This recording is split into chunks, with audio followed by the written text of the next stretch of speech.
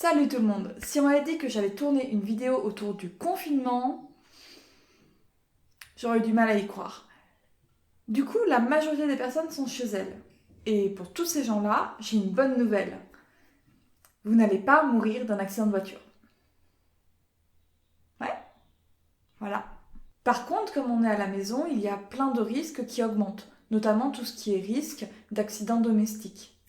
Et du coup, le risque de vous faire mordre par un chat, un chien ou l'un de vos nacs est un peu plus important. C'est pour ça qu'aujourd'hui, je vais vous parler de prévention morsure.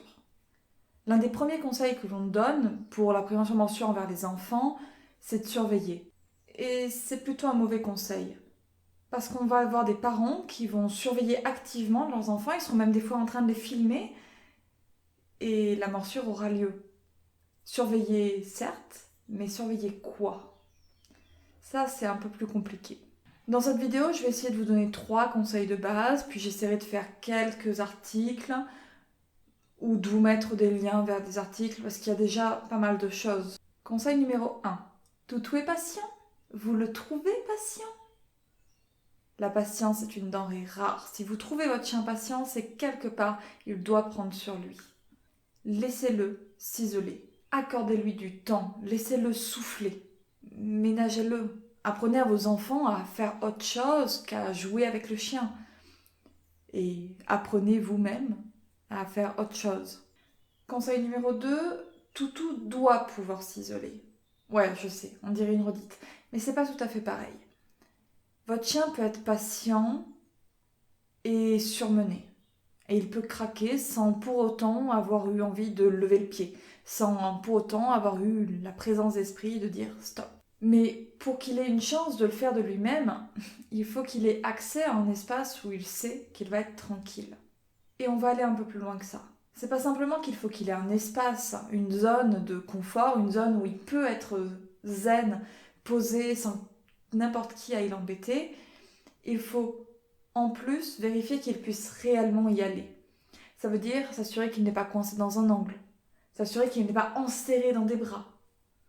Il faut qu'il puisse se déplacer jusqu'à cette zone. Ce qui est bien, c'est que ça, c'est un truc que vous pouvez observer activement. Par où est-ce que mon chien va devoir passer pour pouvoir aller dans son panier, dans sa pièce, dans son étage, peu importe. Par où est-ce qu'il doit passer? Est-ce qu'il peut y passer tranquillement? Si la réponse est non, vous avez un problème. Des fois, il faut réaménager des choses, refaire des règles. Mais l'important, c'est de ménager votre chien.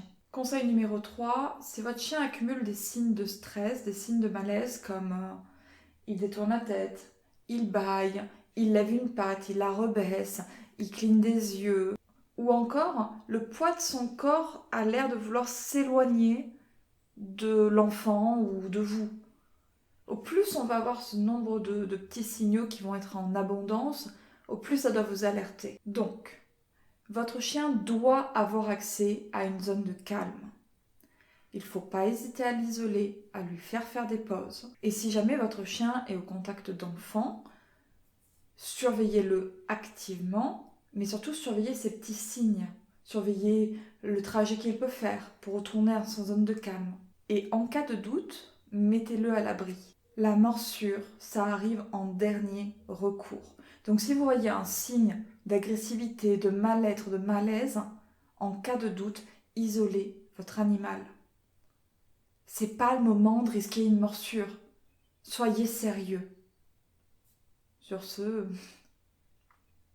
il va vraiment falloir que je fasse un message de fin spécial Covid. Soyez prudents. Et on se retrouve pour la partie 2 dans quelques instants, dès que j'aurai pu l'uploader.